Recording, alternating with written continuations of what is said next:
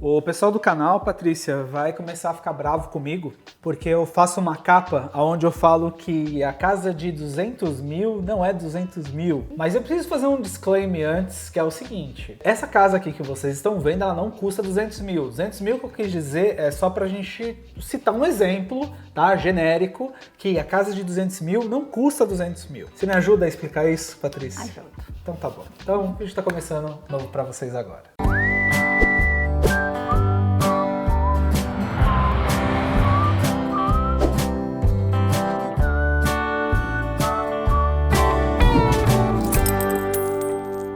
Bom, a primeira coisa que você precisa saber é que isso não acontece só no mercado de real estate, né, Patrícia? Nos Estados Unidos é no mercado como um todo. E isso é interessante porque a primeira vez que eu vim para os Estados Unidos, eu não lembro qual foi a compra que eu fiz, mas deve ter sido uma coisa besta, assim, do tipo, sei lá, um salgadinho, uma revista no aeroporto. Sei lá, o item custava $3 e na hora que eu fui pagar, a moça me cobrou R$3,30. E no Brasil eu tô acostumado a R$3, paga R$3. Sim. Aí eu fui ver o carro, mesma coisa. Eles colocam lá que o valor de referência, MRSP, MRSV, eu não sei, tem uma sigla que eles usam. O carro custa, sei lá, 35 mil. Só que no final da lista, o carro tava 46. Sem dúvida, sem dúvida. Aí é tax, aí é não sei o que de documento. É o jeito de operação dos Estados Unidos. Com a casa, Patrícia, como é que isso funciona? Nesse contexto, bom, a diferença é do que você acabou de comentar comigo, muito do que eles cobram é o que a gente chama de ICMS no Brasil. Okay. Tá? Então, quando você vai comprar uma revista, quando você vai comprar um carro, você tem esse imposto de comercialização. E que, eu acho que você também sabe disso, muda de estado para estado. Já vou aproveitar esse gancho e dizer assim, a Flórida é um dos estados hoje muito desejados por causa que esse imposto é mais baixo. Que a gente está 6,5%, 6,5%, né? 6,5%. E a gente também não tem um imposto de renda estadual, que alguns estados têm. Tá? Então, tipo, vou para a Flórida porque vou gastar menos com imposto. Só um adendo, desculpa te interromper. Tem um lado muito positivo isso, né? Porque você sabe exatamente o que está sendo transferido como imposto. Sim, não é aquele valor embutido que você não sabe, né, do montante. E eu te dou ainda um outro viés do quão bom é isso. Olha como é simples, porque no Brasil, eu lembro que quando eu tinha empresa, a nosso departamento só de faturamento o departamento contábil eram 7, 10 pessoas, porque você tinha que entender esse vai e volta de ICMS para tudo quanto é lado, então é um rolo tributário, né? É muito confuso e no final o consumidor não sabe o quanto aquela empresa está pagando de imposto, né? E aqui não, aqui tá claro, você sabe, então eu comprei um sanduíche, tá lá, ou é isento ou não é, mas tá ali, tá determinado, você sabe quanto tá sendo recolhido. E não tem a ver com a lanchonete. Não. Tem um amigo que é empresário no Brasil e ele falou que em alguns momentos é mais barato, ele ganha mais dinheiro vendendo menos. Por quê? Se ele vende determinado produto em quantidade, a questão dos impostos e tudo reduz tanto os ganhos dele, e aí tem que colocar mais gente para trabalhar, mais equipe, mais desenvolvimento, mais um monte de outras coisas, que ele ganha mais dinheiro vendendo menos por conta desse cenário. Mas enfim, voltando para casa. Voltando para casa. A borboleta falei, passando. meu Deus, eu falei, agora eu levei a borboleta lá pra baixo. Eu sou igual, fique em paz. No caso da casa, a gente tem que tipo de gastos que normalmente são adicionados para o valor da casa. Vou pegar, por exemplo, vamos fazer de conta, gente, fazer de conta, que essa casa que nós estamos aqui, vamos imaginar que ela custe $200 mil. E aí lá no canal da Patrícia você consegue saber qual é o valor certo. Ela me falou aqui nos bastidores, mas você vai no canal dela para descobrir. 200 mil, tá? É fictício. Vou escrever aqui, ó, fictício. Quais são os outros custos que eu vou ter na hora que legal, quero comprar, Patrícia, quero essa casa. Nesse caso específico, hoje, desta casa, já está incluído o lot premium e já está incluído todos os upgrades que a casa oferece. Então... Tá, upgrade eu entendo o que é, mas lot premium. Toda vez que a gente chega num condomínio, a primeira coisa que eu faço geralmente tem uma mesa ou tem um painel e a gente vê o site map, ou seja, a localização dos lotes dentro do condomínio. Então, o lot premium eu escolhi um lote como esse, belíssimo, porque se você tivesse aqui, você ia ver que delícia que é ficar aqui olhando para essa vista, bonito. né?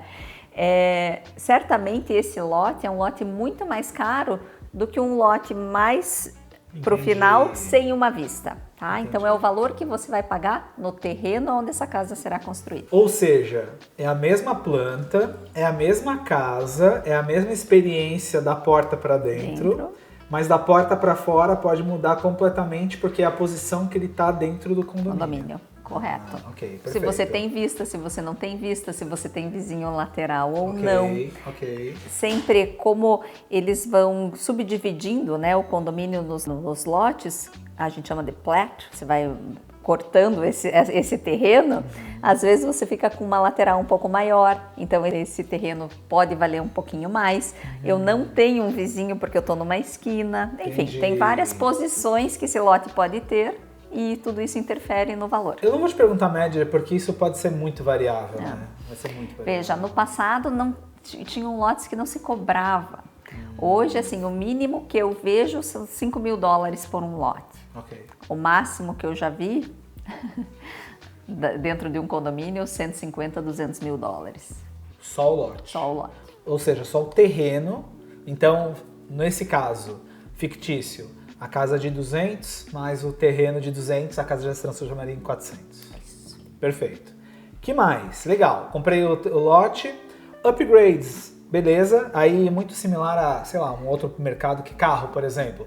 É o carro que tem... opcionais. Né? Opcionais. É o carro que tem o controle de direção automático ou não tem. É o carro que tem roda 20 ou 15, beleza. Mas tem um outro fator aí, que eu acabei de olhar para a câmera, mas eu acabou me chamando a atenção. Ali atrás. Atrás. O que são? São as opções estruturais que essa casa pode te oferecer.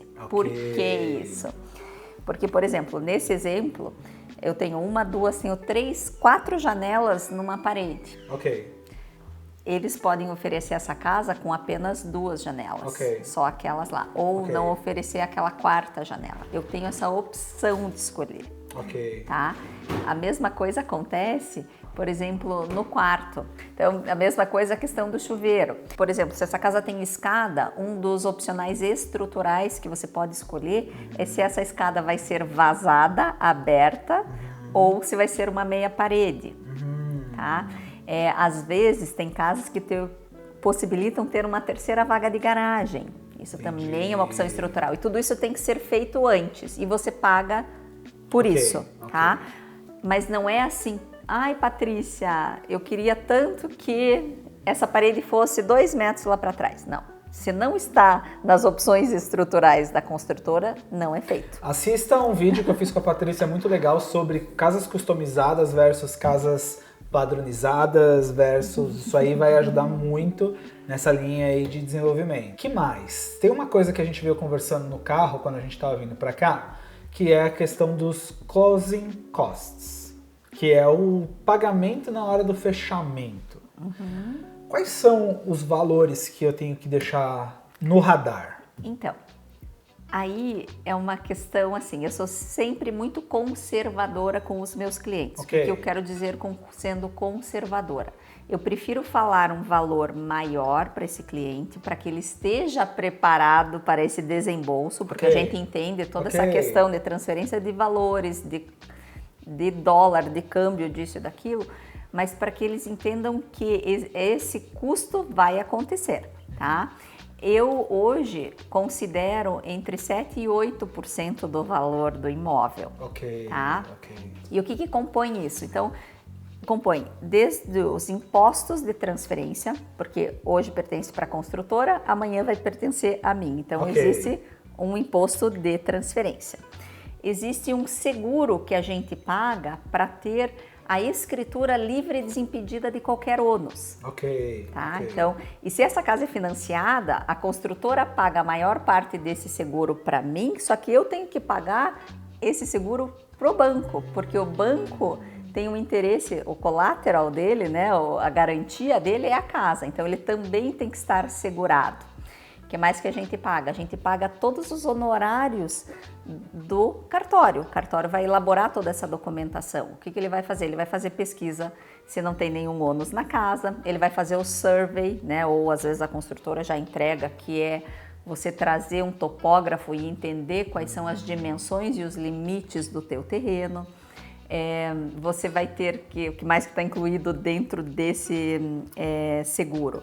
Desse seguro não, dos closing costs, você vai ter que pagar o seguro residencial do teu imóvel. Entendi. Aí você vai ter todos os impostos de transferências, que são cálculos específicos sobre montantes de valor. Então, a cada 100 mil dólares você acresce, você multiplica por ponto bolinha e depois assim vai, existe todo um cálculo para estabelecer quais são esses impostos. E a gente não pode esquecer de um fator que eu estava tentando explicar no carro, que eu acho que eu fiz uma confusão, mas depois você entendeu, é o seguinte: faz parte dos closing costs o que a gente chama de reserva. O que são as reservas? Se eu estou financiando uma casa, tá? O banco vai querer que eu tenha, né, em uma conta que a gente chama de conta escrow, uma conta reserva que é sua, tá lá no banco, mas ela é sua, o valor desse dinheiro todo é seu. Assim, eu tenho visto 6 meses do valor do teu IPTU anual.